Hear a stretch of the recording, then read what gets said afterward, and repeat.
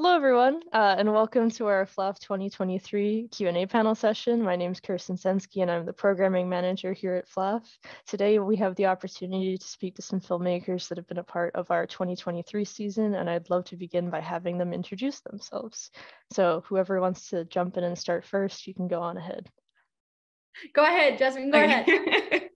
My name is Jazmin Aguilar. I'm the writer, director, and editor of my short film, Kid Ugly.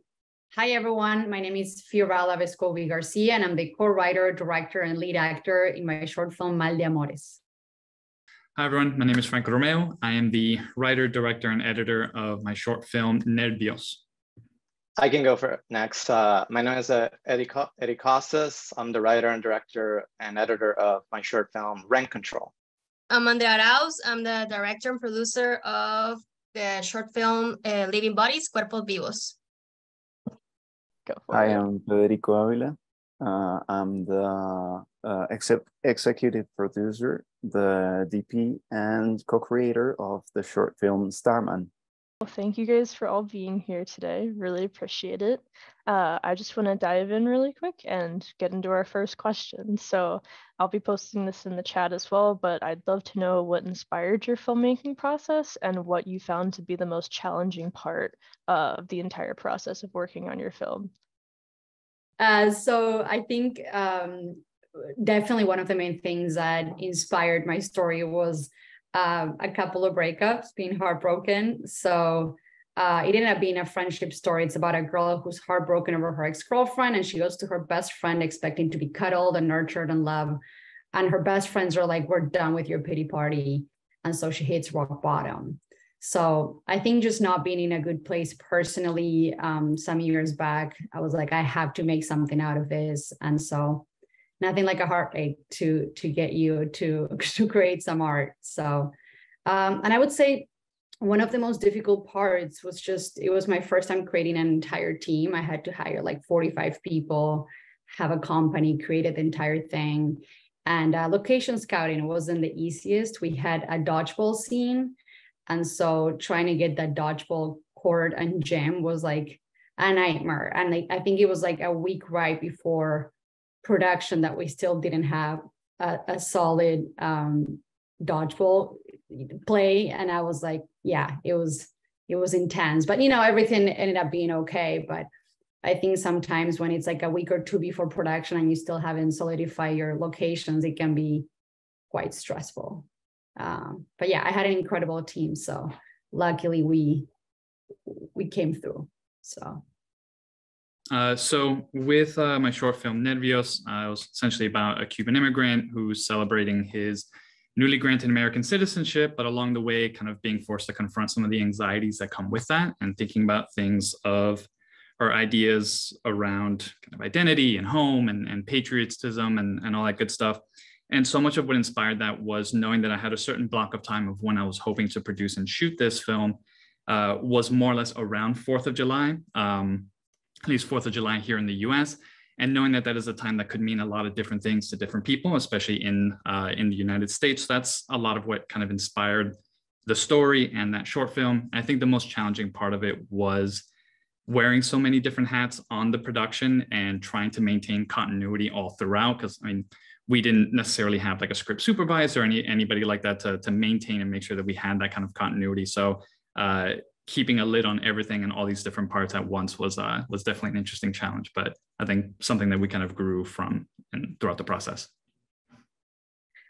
So what inspired me for my short, honestly, I just really liked spaghetti westerns and I wanted to make one. And I originally wrote the script for fun to distract while I was writing my feature.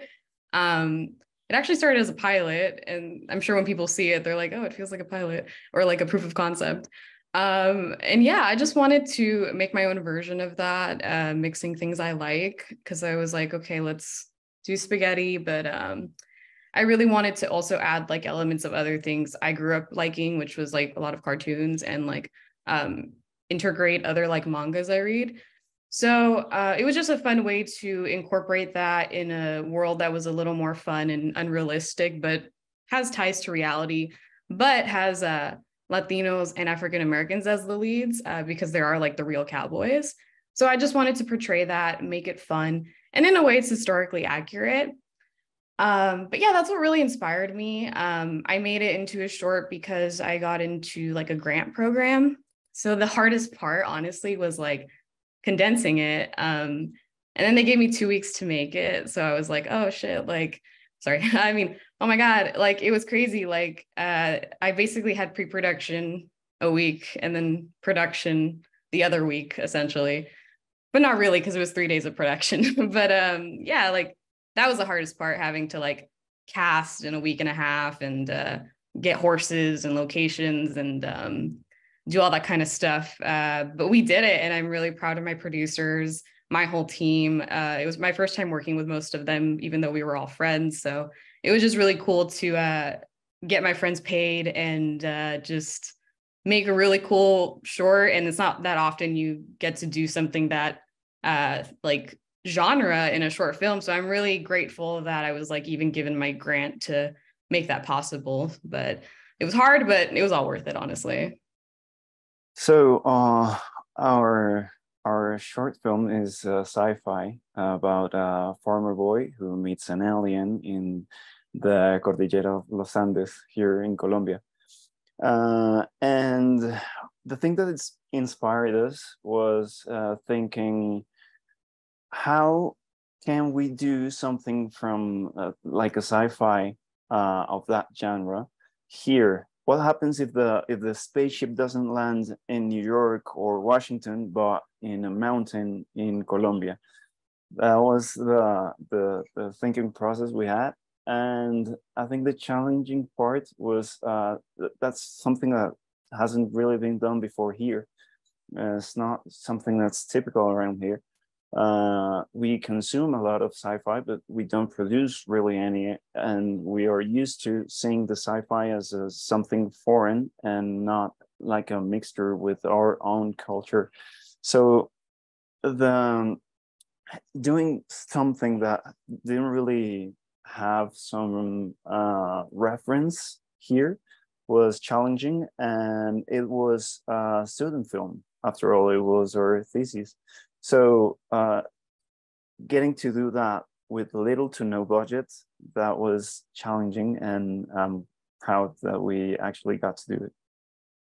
My short film, Rent Control, was inspired by like during the pandemic or after the pandemic, rents were definitely rising, and here in New York City, where I'm based, and I wanted to make a film about a Puerto Rican immigrant who moves to Brooklyn, and she is essentially, taken advantage of by her leaseholding roommate, who's based in New York and is a white woman, and makes her pay more than she should. So the main character basically does a music ritual to seek guidance from her indigenous ancestors, and in order to make her roommate confront her guilt. And it features a very intense kinetic music sequence, and that was always like gonna be the main part of the project. And it was shot on film, and that was very exciting and also very challenging because it was my first film, and it was also, maybe more than I could chew as a filmmaker, because there was, I just wrote the script for fun during the pandemic, and I was like, I'll make this with my friends, like for fun in a very low budget way. And then like people started reading it, and I was like, oh, this is actually really good. You should like actually make this into a real film.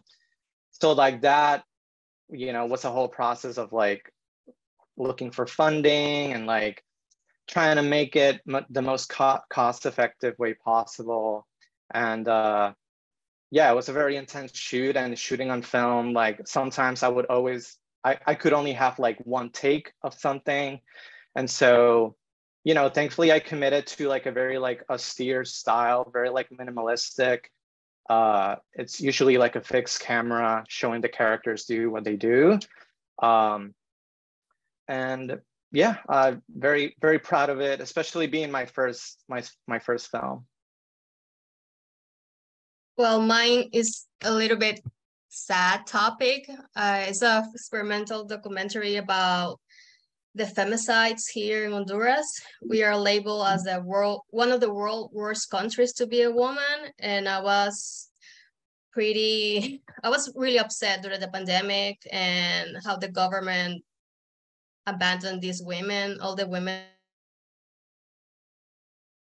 And I made this short film more experimental and with a lot of testimonies from many women here in Honduras. And part of the difficulties to making this film was, it was during the pandemic, and by the end of the pandemic, so we were like able to go out more in the city.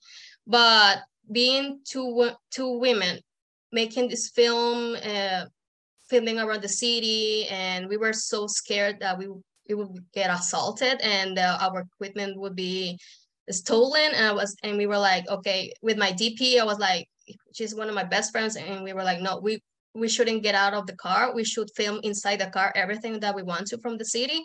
So it was an adventure, but also it was like, we were always scared that something would happen to us, like if they see two women filming.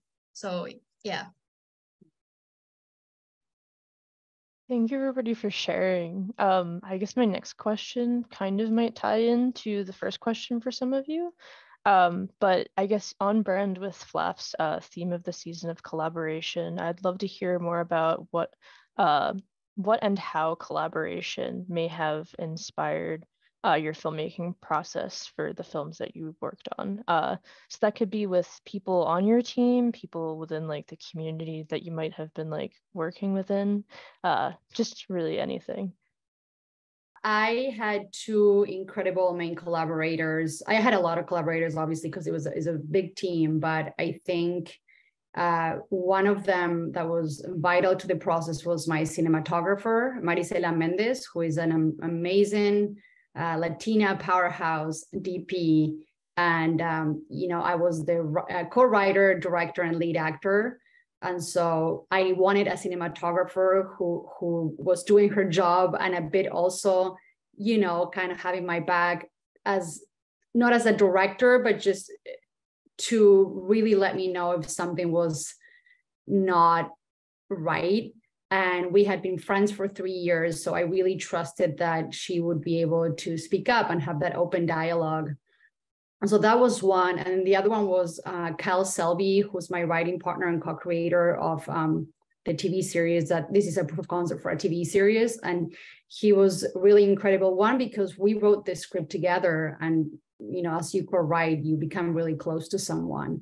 And then he was on set behind the monitor, also kind of, helping me so I wouldn't have to go back to the monitor and see if I had done a good, I did a couple of times, but for the most part, I just trusted that, I would do a couple of takes, and if needed, I would go back. But I think between him and Marisela, they really were kind of like my rock, in the sense that I really had to trust that, because we had no time. We shot this in 3 days. And so it should have been more like a 4 or 5 day, but we had, obviously budget restraints and stuff. So I really had to trust that like they would speak up if there was something that wasn't right. And they did when it was appropriate. And I think just having that open line of communication with them, or with, with your entire team, I think that's everything, because you can be everywhere, especially when you're playing multiple roles, co-writer, director, actor, half producer.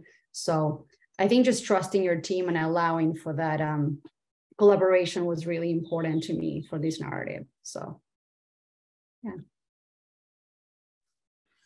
I think for me, the biggest impact on collaboration was really in the research phase for the story. I myself am born and raised from Miami, Florida, and although my parents did immigrate from Cuba, I have my own experience kind of already being born in the United States, but being able to consult with a number of different friends of mine who actually did immigrate from Cuba, and being able to get like really at the heart of what that experience is like, and trying to convey that as authentically as we can, and in a way that's, I guess, that respects the diverse perspectives of what that experience may mean. It was probably where we collaborated the most in creating the story in the way that kind of touches on all the different ways that reflects different perspectives, coming to the United States from Cuba. For me, I would say previous work I've done, like shorts, I typically produced myself. So this was the first time I had two producers on, which was amazing.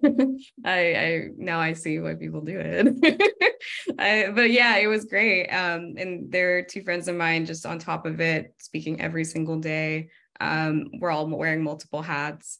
And I honestly couldn't have done it without them. And I do think like filmmaking in general is collaboration. Like you just have to, like, you know, you have other departments, you have like all of that. And my thing is just like intense clarity with each department, like, you know, breaking everything down, like for especially the visual ones, you know, like, hey, here are these documents, here are all my references, here's this. Having all individual meetings with everyone on the team was something that was really important to me, and also my producers. So we made sure to, in our short time frame, meeting people and vetting people in a week and a half, and then prepping them and all of that was something we still were able to achieve. And collaborating even with actors, because I feel like with our short time frame, like even my lead, I cast him 4 days before filming.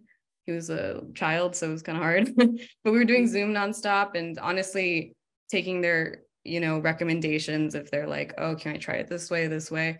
And that collaboration process in the, you know, rehearsals and everything, just so we get it out of the way earlier, everyone's comfortable, everyone understands everything. But yeah, it definitely is a common practice, like in all our films, you know, but it's something I for sure think, I'm glad you're asking, because I think most people don't bring up the crew in like a lot of interviews. It's usually director, writer.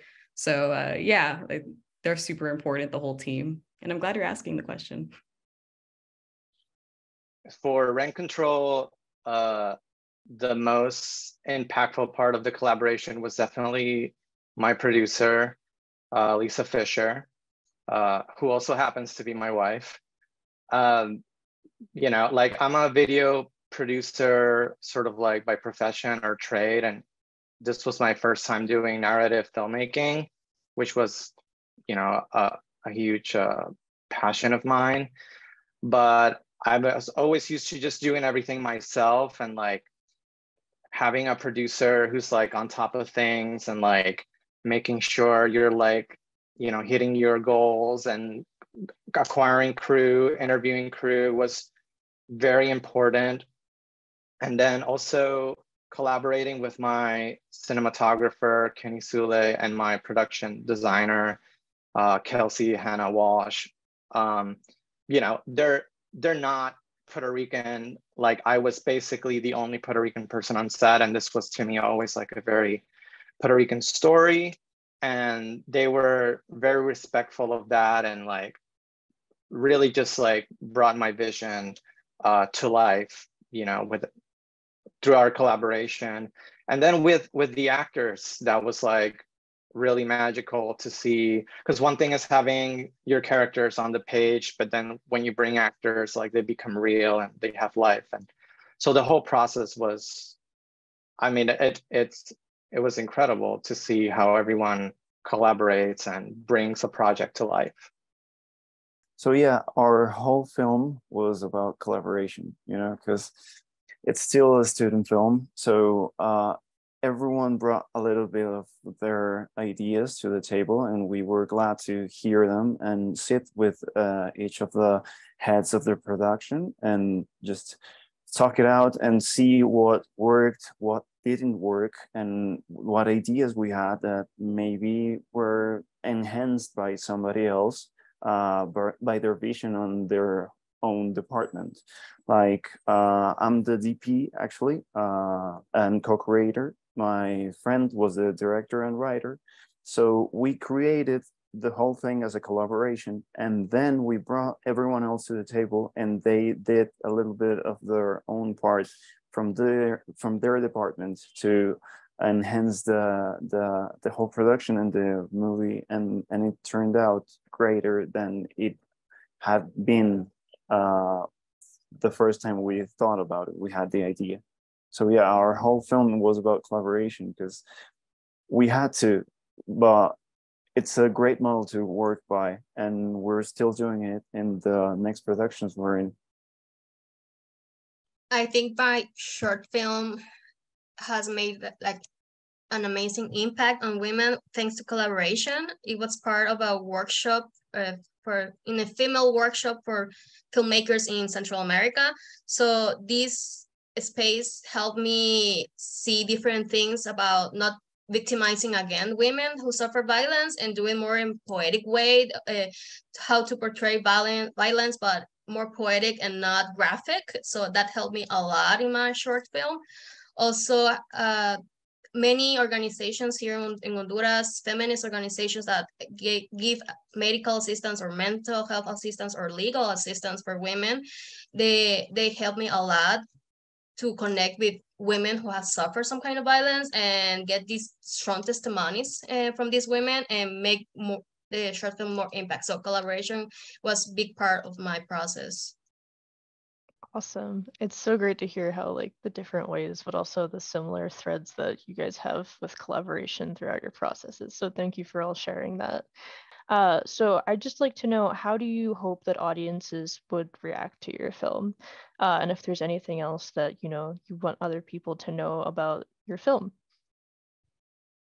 I think Mal de Amores ended up being definitely a heartfelt short film that is funny at times, but it's not like all the time. It's like it has its funny moments, but I think it also has like, moments that I'm like, oh shit, like they're very relatable, like, especially when you're going through heartache. So which is kind of my personality, too. I think it really reflects, my work really reflects kind of me. I'm like, I have dark humor. I have like, I can be smiling and like crying the next minute, like just like really oscillate between these two feelings. And I think just that's the reality of human experience, and sometimes I feel like a heartache can be portrayed in such a sad way, which I think it's the reality, but I think it's also, while I gone through heartache, there's been a lot of like funny moments with my friends and, through different,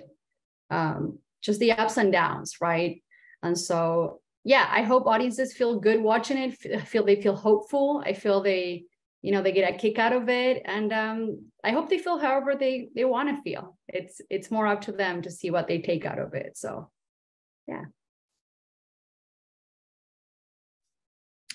Yeah, I think it's a great point of hoping the audiences take away whatever it is that they want to take away from it.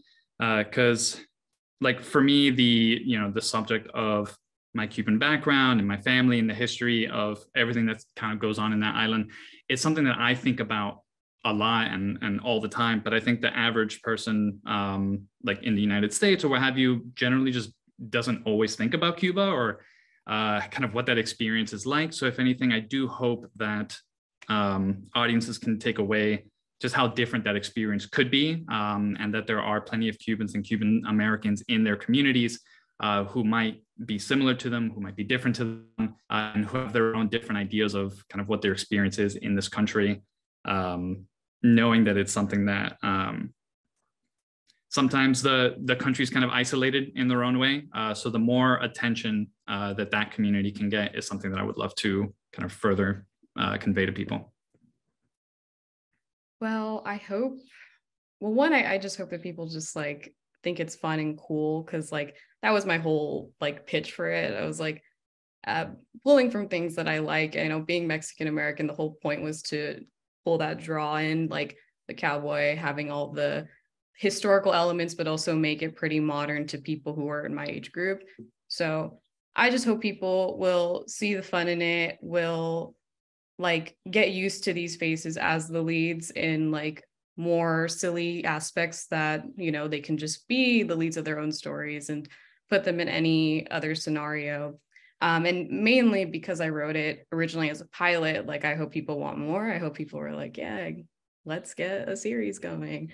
So that's my biggest thing I want people to get out of it, if they're entertained. And I hope they love the visuals, because we worked really hard on that, every aspect, costumes, all of that.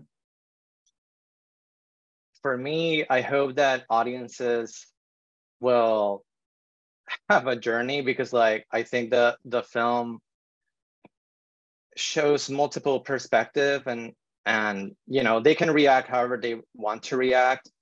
A big theme for me in the movie was that like sometimes people that hold power see themselves as the underdog, and they might not know what kind of power they have, because everybody's fighting for something. And so sometimes people that perceive themselves as the underdog have more power than they usually like to admit, and they don't necessarily see how their decisions impact people who come from like different socioeconomic backgrounds. And so like that was really like the genesis of the dynamic between the two roommates in the story, like the young Puerto Rican girl coming to Brooklyn, and like the older, you know, American woman who has like her life together. And, you know, maybe she means well, but like her actions had consequences that created tension between the characters. And I hope that, you know, the themes of taking advantage of people and getting, you know, fighting for your power, and the themes of exploitation resonate with people. And hopefully, like, you know, I try to tell the story in a very bird eye point of view, like zooming out to show you different perspectives, and you know, hopefully it's funny to see who audiences would, you know, connect with more, whether it's like the main character or like, you know, the other character who's like causing the damage but doesn't realize necessarily that they're doing that. Yeah, our film is a sci-fi film, right?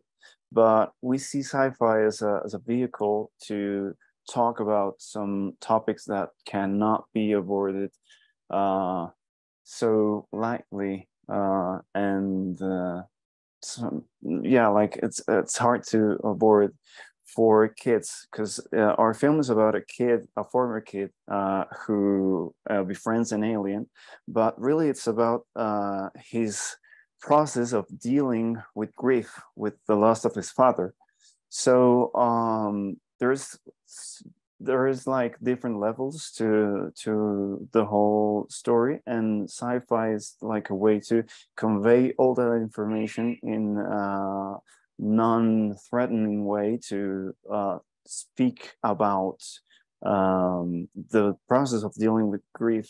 So we hope our audiences can have fun and have a good time watching the film, because it has some really funny scenes, but also can relate to the character and the process of dealing with grief, and how that looks for a kid. So that's about it. Well, the reaction has been mixed in a good way, because it's a strong topic to talk about, and I know every women around the world has experienced some level of violence. So depending on their experience, I've been in spaces where people have told me in spaces that your short film like made people cry and express their feelings, and I think that's important part of the discussion of my short film. But also I appreciate a lot when men talk about in the spaces, and they tell like, I didn't see this way, or thank you for making the message in a different way so I can understand it. So the direction has been like I'm proud and happy about it, and that people talk about it. So the main goal was to speak up in my short film. So review mixed comments I think is really, really nice to hear every time. First of all, I just want to thank you guys for being a part of today's Q&A session. We're super grateful to have been able to have your work a part of PHLAFF 2023, and it's really just an honor to have you all in the room, the virtual Zoom room with us today. And I would also like to thank our audiences back at home that are watching this Q&A. You are a part of the reason why PHLAFF is also possible, so thank you so much for your continued support. For anybody that wants to know more about the PHLAFF season or any of the events happening year long, just check out phlaff.org. And thank you to everybody that's watching and everybody that is present here right now. So thanks. Thank you. Thanks. Thank you. Thank you.